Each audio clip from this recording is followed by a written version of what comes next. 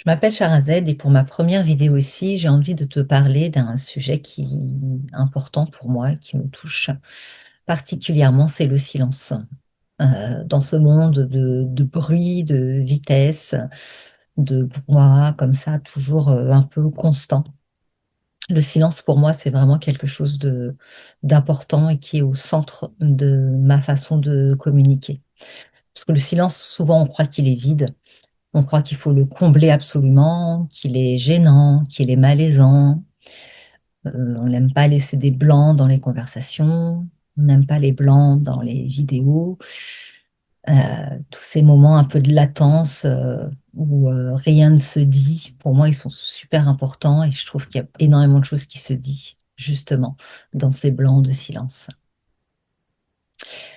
Donc moi, je pense vraiment que c'est l'inverse. Donc c'est vraiment là, le silence, c'est vraiment l'endroit par lequel tout commence. Avant de s'exprimer, avant le verbe, il y a eu le silence.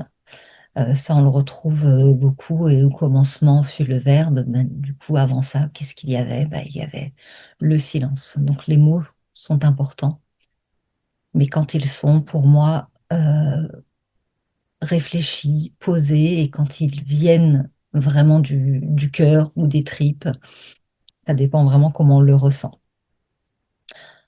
Ça évite parfois les regrets, ça évite parfois de dire des choses qu'elles on ne pense pas, même si ça fait partie aussi de la réalité de la communication. Et dans ce monde qui nous pousse à réagir vite, à avoir toujours une réponse, un avis, une certitude, comme si la valeur d'une personne se mesurait à sa rapidité à parler, à répondre, moi j'ai choisi autre chose. J'ai vraiment choisi de tenir mes silences, de les apprécier, d'assumer mes pauses, parce que c'est là en fait que ma vérité se fabrique. Et pourtant, il y a une contradiction dans ce que je vis. La preuve, j'aime le silence, mais je dois m'exprimer. Forcément, j'aime l'invisible, mais je dois me montrer. Parce que pour que le silence transmette son enseignement, il faut parfois mettre des mots.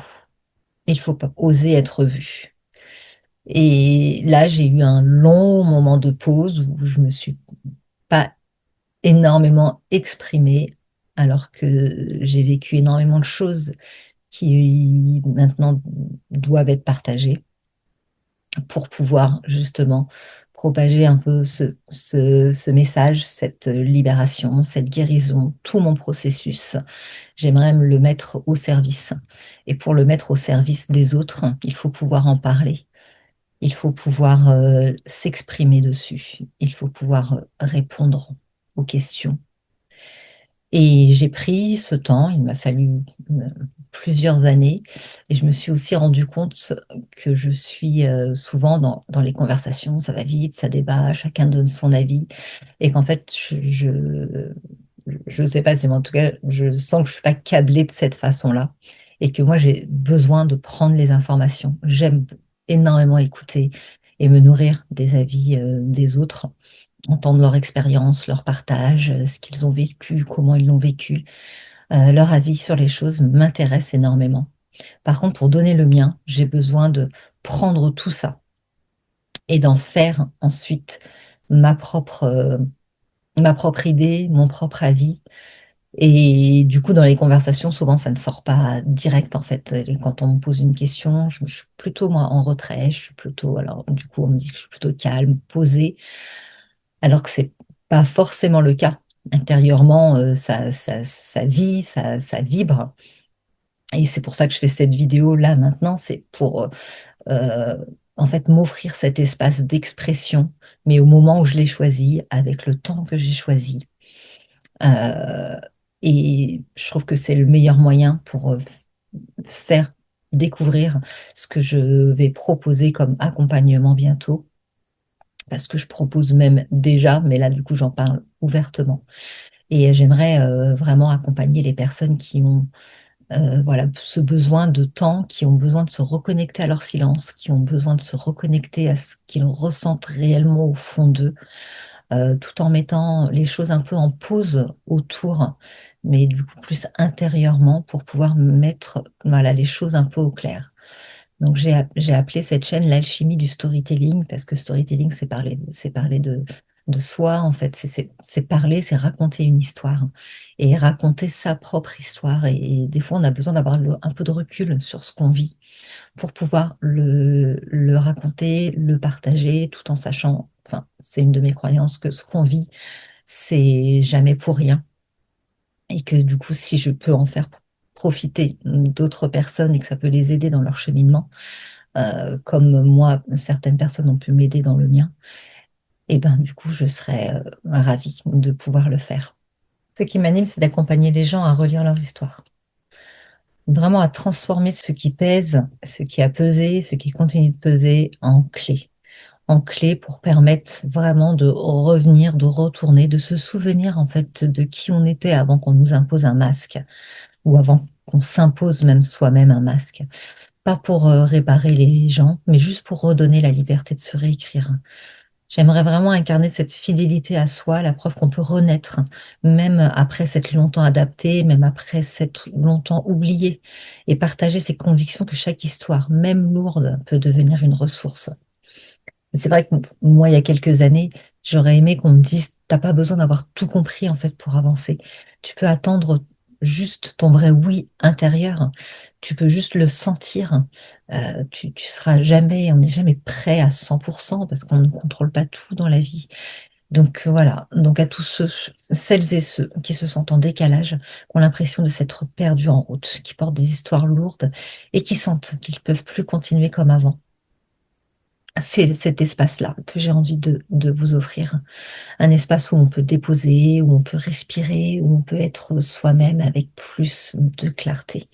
Ça ne veut pas dire tout changer complètement, ça ne veut pas dire voilà, tout jeter à la poubelle pour voilà, quand on parle de renaissance, ça peut vraiment partir, enfin, faire paraître les choses comme quelque chose d'extraordinaire et de bouleversant, mais c'est juste des petites choses en fait. C'est juste parfois, en fait, on est dans notre vie et on se rend pas forcément compte des choses.